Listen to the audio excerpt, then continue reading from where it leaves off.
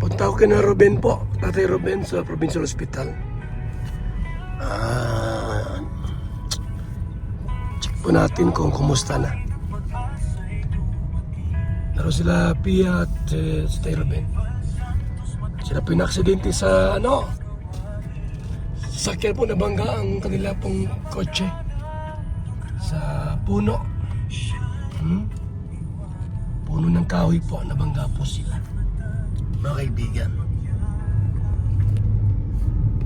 Ayaw.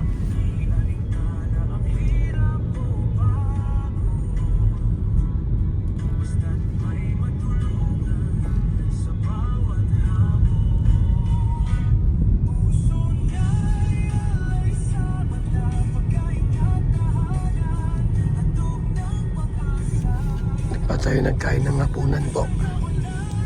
8:30 na. Ay hindi, alas 9 na pala.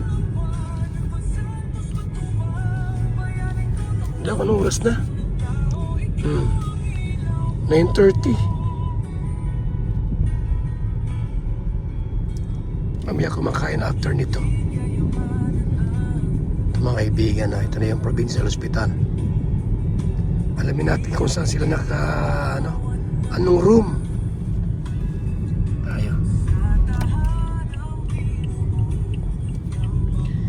Yung Provincial Hospital po mga kaibigan.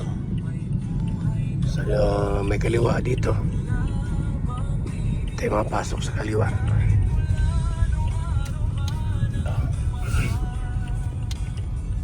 Okay.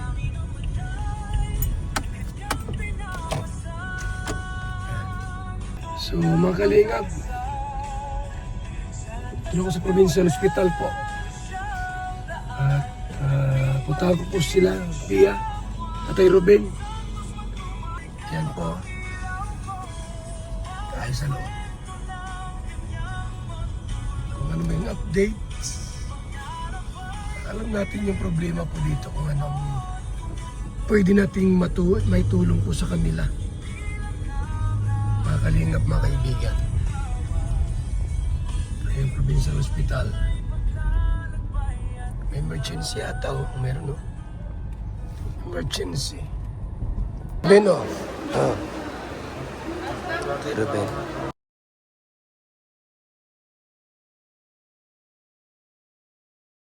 So nasa po, surgical ward na yung dalawa. Surgical ward po, operahan na po sila. So, si Pia po at saka mga kalingap, operahan po si Pia ngayong Miyerkules.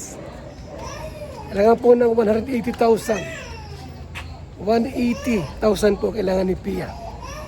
Kasi lagi ng stainless. Yung kanang hita po niya. Tuhod. So malaki-laki po kailangan pera. So yan po. Pinuntahan ko rito. Sa surgery ward. Mga kaibigan, Provincial Hospital. Daming pasyente. Daming pasyente po mga kaibigan. Po, ako yung bumalik na po sa bahay pat gabi na. May 11 na po mga kaibigan. So, naroon yung isang anak, bantay at saka yung kapatid. Kailangan lang po talaga ay pera. Sa Miyerkules po ang operasyon. Kailangan ng 180,000 pesos para sa stainless po kay Pia. Okay, so yan po ating mayong updates sa mag-asawa po mga kaibigan. Umuwi muna ako dito sa bahay para po makapagpahinga po ako. Makapagpahinga po muna at 11 na po ng gabi. Mga kalingap, mga kaibigan. Ating project, mga kaibigan.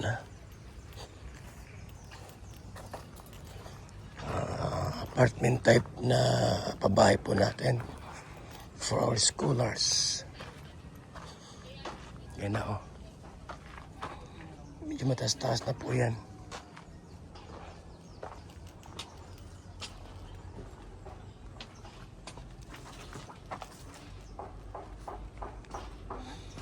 taas na po yan. No? Taas na. Delikado to, makatusok oh. Pinasa yan.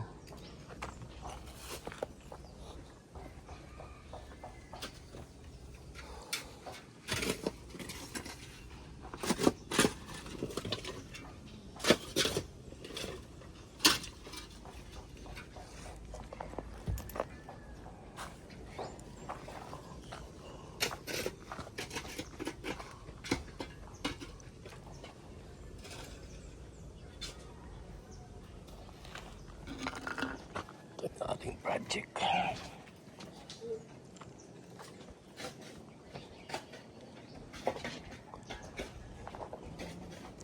So yan, ginagawa pa rin ito mga kaibigan ha. At least medyo matas-taas na po. Taas-taas na po yan mga kaibigan. Ating apartment type for schooler. Yan. O, diba?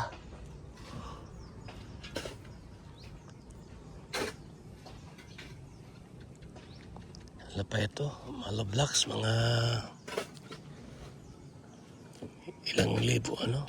Mga 800 pa siguro ang kulang ito. Depende po kung gano'ng kataas. Malalaman pa natin yan. Kung ilan pang hollow blocks na kailangan dito.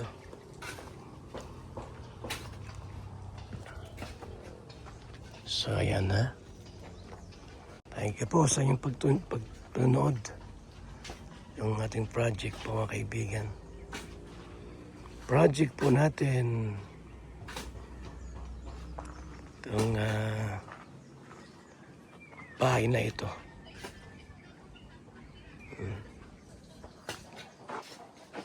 Tirahan ng mga estudyante, yung mga nag-aaral po, scholars natin, mga kaibigan. Malaki-laki po ito at malawak.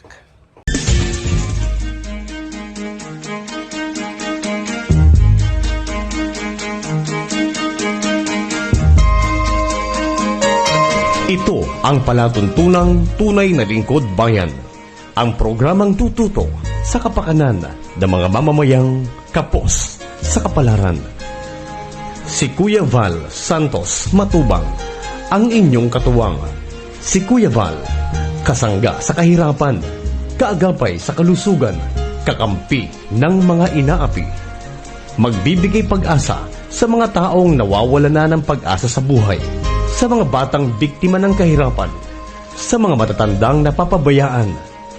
Si Kuya Val, ang inyong sandigan. Val Santos Matubang, sa palatuntunang lingap sa mahihirap.